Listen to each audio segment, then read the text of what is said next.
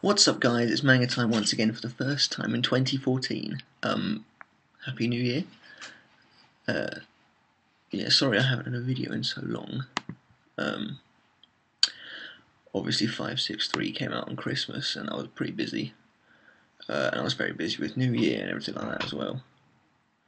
But now we finally got a chapter again. And it's, yeah, you know, it's alright. It's actually this is quite good. This is probably the best chapter of the Renji versus Mask fight. And the chapter's called Red Bristled Kings. The title, I presume, it's a cool title. It must refer to Renji, of course. But I don't really know why. I mean, obviously, I think Ichibei Zabimaru means something like Baboon King or something like that, or is that just Zabimaru in general? So the title's probably referring to Zabimaru, actually, which would make sense based on what happens in this chapter. But the first picture is for Rukia. It's a colour page, her in her outfit, with the Vandenreich buildings in the background, which is interesting, because if this colour picture is anything to go by, they're actually a kind of sea green colour, rather than white, like I thought they were going to be. But it's a nice colour page, you know, it's kind of it's like washed out, kind of, it looks like it's done with watercolours. So yeah, it looks cool. It looks cool. Quite typical of Kubo to have a hell of a lot of white on there, though. But you know, it's pretty cool. But then the fight returns, and obviously, you know, Mask just used his he's in his Volstenig, and he used his Star Flash Supernova. And James does get killed, as we thought. He does get killed. Mask basically says that, you know, the Star and his fans are one being. As long as I'm alive, you'll be reborn as well, which is what pretty much everyone predicted. That Mask and James were one person. Renji emerges from the smoke, as he did at the end of the last chapter. Mask says, you know, is that your Bankai? Did you activate just before you died? And then Renji seems to kind of... He seems to almost manually change his Bankai in a way. Like, he pushes the snake head up, and then the sword comes out. And Mask's like, what's going on? Can Bankai change their shape? Now that's interesting, because Mask has never seen Renji's Bankai before. So unless he has actually read the Daten, which I'd be surprised, he somehow knows what Renji's old Bankai looks like. Now, does that mean that Renji, when he just went Bankai, he was in his old Bankai and he just changed it to become the new one? I don't know. That's a bit weird, that is. But then, yeah, he hears Zabimaru, and we flash back to the temple of Ichibei Hyosube, the monk, the monk of perception, the royal guard. Which I'm really happy to see this, because as far as I'm concerned, we haven't seen the royal guard enough. I can't get enough of their designs. Plus, it's just really cool to get this flashback. I kind of hope we get one for Rukia as well. But basically, Ichibei tells Renji that the name Ichibei Zabimaru is a lie. Not necessarily a lie, but it's kind of half of this guy, if that makes sense. So basically what's happened is, it's kind of similar to Zangetsu, in that, you know, he was holding back some of Ichigo's power. Ichibei Zabimaru was doing the same, by, you know, he only partly acknowledges Renji. Now I have to admit, this is kind of a weak excuse for a power-up. We've never really seen anything to imply that Ichibei Zabimaru partly acknowledges him. And why would it? Like Renji says, they fought together for so long. If I remember correctly, back in Soul Society, when Zabimaru materializes, he's not particularly nice to Renji. He says something like, "What are you doing? Get up," or something like that. Which I suppose could be the basis for that, but you know, it's still a bit weak in my opinion. So apparently the fact he only taught him half his name implies he only partly acknowledges him. So Ichibei is going to teach him his real name. Now we find out what the monk of perception actually means. It means the one who calls the real name. Basically, Ichibei is the one who came up with the word Zanpakuto, he's the one who came up with the name Shikai and Bankai, and he's the one who named everything in Soul Society, apparently. So, I don't know if that includes like Kido and Hoho and Hakuda and stuff like that as well. And he knows the names of all the Zanpakuto from the time the Asauchi is created by Oetsu. Now what I want to know is, this is cool, I can go with this, this is pretty neat actually. And effectively it does kind of make him, I don't want to say the most important royal guard, because actually I still think Oetsu kind of holds that honour, in a way. But Ichibei, possibly to the foundations, to the history of Soul Society, if he named everything, then he is kind of the royal guard. What I want to know is, what gave Ichibei the authority to do that? Because he would have had to have been a pretty major player in the first place to be able to go, yeah, I'm going to call this state Shikai, this state Bankai, Oetsu, that's going to be called Zanpakuto. All of these things are going to be called this. So, you have to wonder why Ichibei was able to do that in the first place. Or whether he was just some pioneer who came up with the name. But, anyone could have feasibly called the state of Bankai something. So, yeah, it's interesting. And, why does Ichibei happen to know all the names of all Zanpakuto? When he said, I'm the one who calls the true name, I initially thought he was the first person to name a Zanpakuto.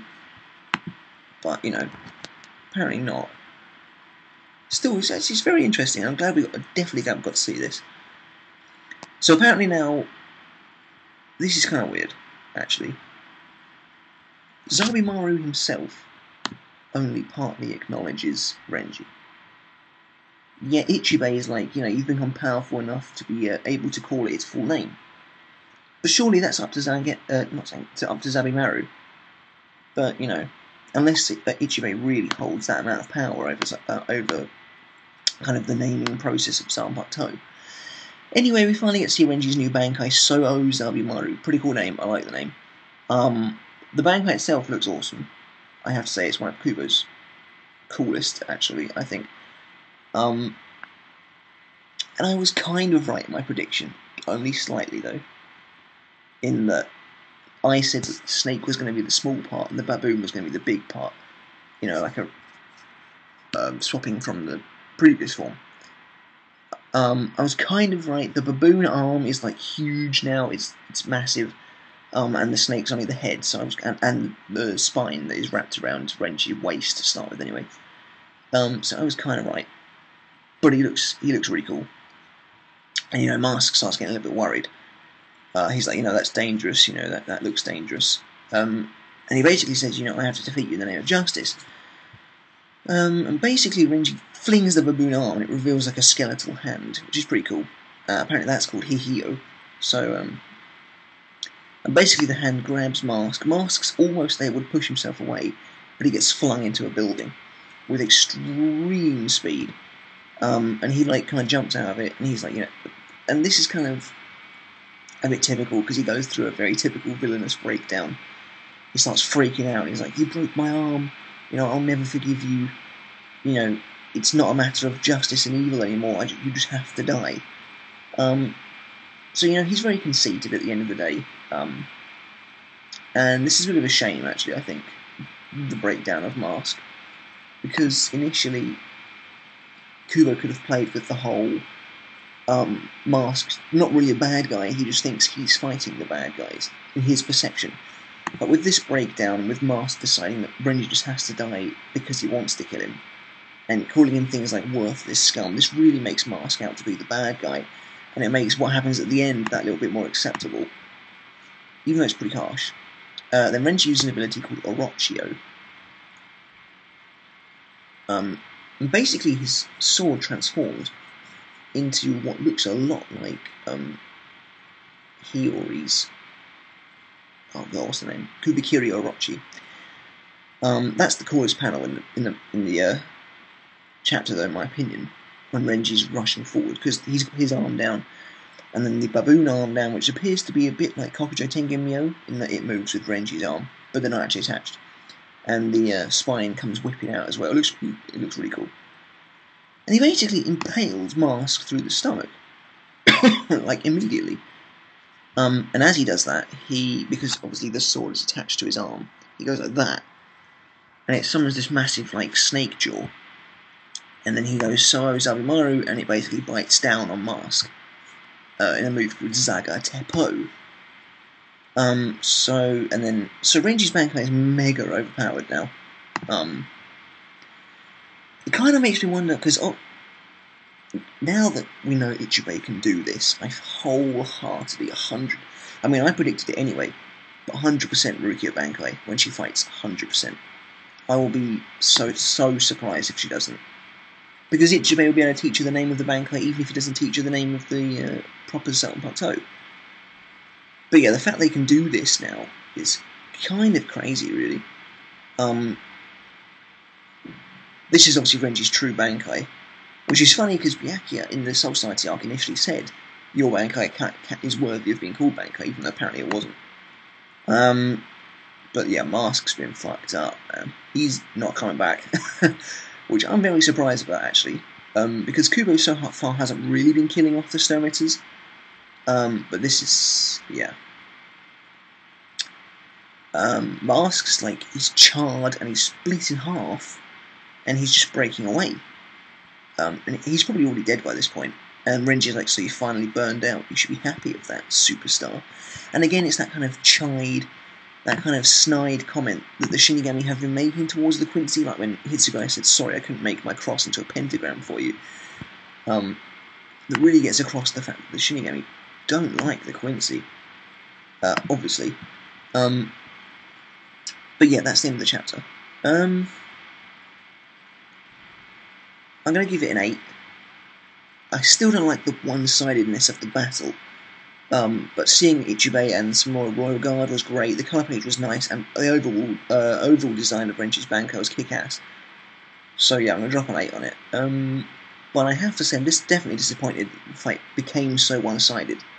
You know, if Mask in his Volston couldn't even touch Renji in Bankai, who else is going to be able to? And you're going to need someone like Yuhavak to wait and put him down in one hit or something. Ruki's going to be beast as well, Byakuya's going to be beast, Ichigo's going to destroy. But it was a decent chapter, the art was cool, panel of the week, definitely the one of...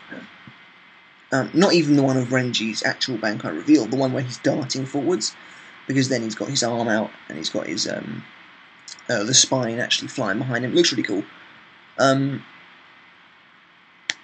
Yeah, that's kind of it really for the first chapter of 2014 is Renji's destructive victory over Master Masculine. So that's it really, guys. You know, let me know what you thought of the chapter in the comments below, and it's great to be back. Like I said, I hope you all had a great New Year and a great Christmas if you celebrate it. If not, just hope you had a great time over the break. I'll probably do a predictions video because now we're on to a new fight, hopefully. So, you know, I'm well excited because I had about enough of Master Masculine. But I know some people will be disappointed to see him die. But yeah, let me know in the comments below what you thought of the chapter. Did you like Renji's new Bankai? Do you think he's become a bit too powerful? Let me know what you thought. But until next time, guys, I shall catch you later. Until then, see ya.